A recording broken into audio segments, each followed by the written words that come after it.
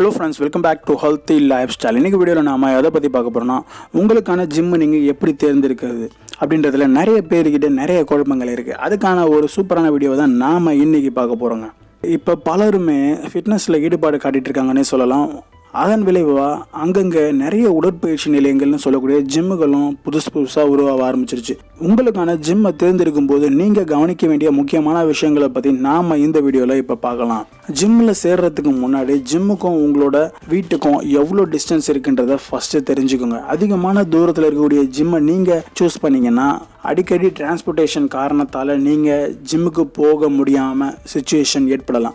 அதே நேரத்தில் false statement நிறைய இடத்துல கொடுப்பாங்க. இத்தனை நாளுக்குள்ளே உங்களோட உடல் எடையை குறைச்சி தரோம், சரியாக 30 நாட்களில் 10 கிலோ குறைக்கிறோம். சில இடத்துல நீங்கள் சேர்ந்த 6 மாதத்தில் உங்களோட உடம்பை டோட்டலாக மாற்றி காட்டுறோம் அப்படின்ற மாதிரிலாம் கொடுப்பாங்க. அதெல்லாம் நீங்கள் நம்பக்கூடாது. ஏன்னா யாராலையுமே சொன்ன டைமுக்குள்ளே இந்த மாதிரியான பாடி சேஞ்சஸ் பண்ணுறதுன்றது ரொம்பவே கஷ்டமான விஷயங்க. அதனால் நீங்கள் இந்த மாதிரி எந்த ஒரு ஸ்டேட்மெண்ட் நம்பாதீங்க. உங்களுக்கு அந்த ஜிம்மு பிடிச்சிருக்கு, அங்கே இருக்கக்கூடிய ட்ரைனரோட ஆக்டிவிட்டி, ரெண்டாவது எப்படி அங்கே ஒர்க் அவுட் பண்ணுறாங்க, அதெல்லாம் உங்களுக்கு ஓகே, நம்மளால் இந்த மாதிரியான அச்சீவ்மெண்ட்டை கொண்டு வர முடியும், நமக்கு பண்ணி தருவாங்க, நாமளும் இதுக்கு சப்போர்ட் பண்ணி பண்ண முடியும்னு தோணுச்சுன்னா மட்டும் தான் நீங்கள் அந்த ஜிம்மை சூஸ் பண்ணணும்.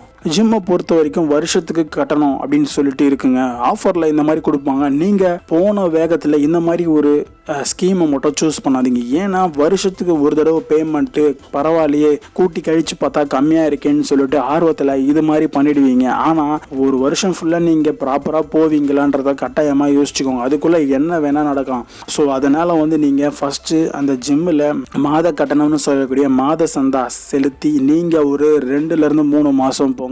உங்களுக்கு செட் ஆகலாமலும் போகலாம், இல்லை உங்களோட டைமுக்கு அங்கே ஒர்க் அவுட் பண்ண முடியும், இல்லை எக்யூப்மெண்ட்ஸ் இல்லாமலும் போகலாம். இது எல்லாமே நீங்கள் சூஸ் பண்ணி அதுக்கப்புறமா நீங்கள் வருஷத்துக்கான பேமெண்ட்டை கட்டுறதுக்கு நீங்கள் யோசிக்கிறது ரொம்பவே நல்லது. ஃபிட்னஸில் உங்களுக்குன்னு ஒரு இலக்கை நீங்கள் கட்டாயமாக தீர்மானிச்சுக்கோங்க. அங்கே இருக்கக்கூடிய எல்லா கருவிகளுமே நீங்கள் பயன்படுத்தணும் அப்படின்னு நினைக்காம உங்களுக்கு என்ன மாதிரியான எக்யூப்மெண்ட்டை யூஸ் பண்ணி என்ன மாதிரியான ஒர்க் அவுட் பண்ண முடியும் அப்படின்னு பாருங்கள். ரெண்டாவது, சேர்ந்த வேகத்தில் எல்லா எக்யூப்மெண்ட்ஸையும் யூஸ் பண்ணி ஒர்க் அவுட் பண்ணிடணும் அப்படின்னு மட்டும் நினைக்காதீங்க.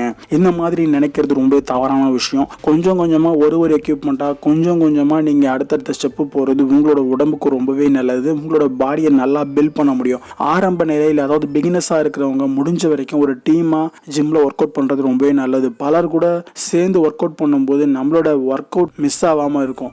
ஒருத்தர் இன்னொருத்தருக்கு மோட்டிவேட் செய்யறதுக்கும் சோம்பேறித்தனத்தை குறைச்சி நாம நல்லா ஒர்க் அவுட் பண்ணுறதுக்கும் ரொம்ப யூஸ்ஃபுல்லாக இருக்கும். ஒரு டீமாக ஒர்க் அவுட் பண்ணுறது ரொம்ப நல்லது. ஒருத்தருக்கு ஒருத்தர் என்ன மாதிரியான ஒர்க் அவுட் பண்ணுறோம் அதே மாதிரி சப்போர்ட் பண்ணிக்க முடியும். நம்ம ஒரு ஆளாக தனியாக செய்யும் போது நமக்கு எந்த ஒரு ஹெல்ப்புமே கிடைக்காது. ஸோ ஒரு டீம் ஒர்க் அவுட்டாக பண்ணுறது, ஒரு டீமாக ஒர்க் அவுட் பண்ணுறது ரொம்ப நல்லது. முடிஞ்ச வரைக்கும் அங்கே இருக்கக்கூடிய நிறைய பேரை ஃப்ரெண்டாக தெரிஞ்சு வச்சுக்கோங்க. ஜிம்முக்கு போகிறீங்கன்னா கட்டாயமாக மொபைலை யூஸ் பண்ணுறதை தவிர்த்துடுங்க. மொபைலை சைலண்டில் போட்டால் ரொம்ப நல்லது. மொபைல் யூஸ் பண்ணாமல் நீங்கள் ஜிம்முக்கு போய்ட்டு ஒர்க் அவுட் பண்ணுறீங்கன்னா உங்களோட ஒர்க் அவுட் மேலே கான்சென்ட்ரேட் பண்ணி 1 மணி நேரம் ஒர்க் அவுட் செஞ்சாலும் ப்ராப்பராக செஞ்சுட்டு வருவீங்க. கொடுத்த காசுக்கு சரியான பலன் வேணும்னு நினச்சிங்கன்னா கட்டாயமாக நீங்கள் ஜிம்முக்கு போயிட்டு முடிஞ்ச வரைக்கும் மொபைல் 1 ஹவருக்கு யூஸ் பண்ணாமல் ப்ராப்பராக ஒர்க் அவுட் பண்ணிங்கனாலே போதும். ஸோ எப்போவுமே ஜிம்முக்கு போகிறதுக்கு முன்னாடி வார்ம் அப் பண்ணிட்டு ஒர்க் அவுட்டை ஸ்டார்ட் பண்ணுங்கள். நிறைய பேர் சேர்ந்த ஆரம்பத்தில் அதாவது வார்ம் அப் எதுவுமே பண்ணாமல் டைரெக்டாக ஒர்க் அவுட் பண்ண ஸ்டார்ட் பண்ணிடுறாங்க.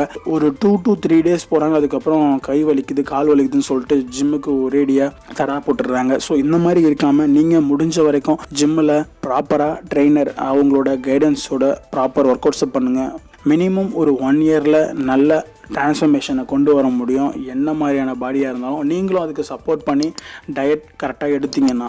ஸோ இந்த வீடியோவில் நாம் பார்த்த விஷயங்கள் கண்டிப்பாக உங்கள் எல்லாருக்குமே ரொம்பவே யூஸ்ஃபுல்லாக இருந்திருக்குன்னு தான் நான் நம்புகிறேன். இதே மாதிரி சுவாரஸ்யமான வீடியோவுடன் நான் உங்களை சந்திக்கிறேன். நன்றி, வணக்கம்.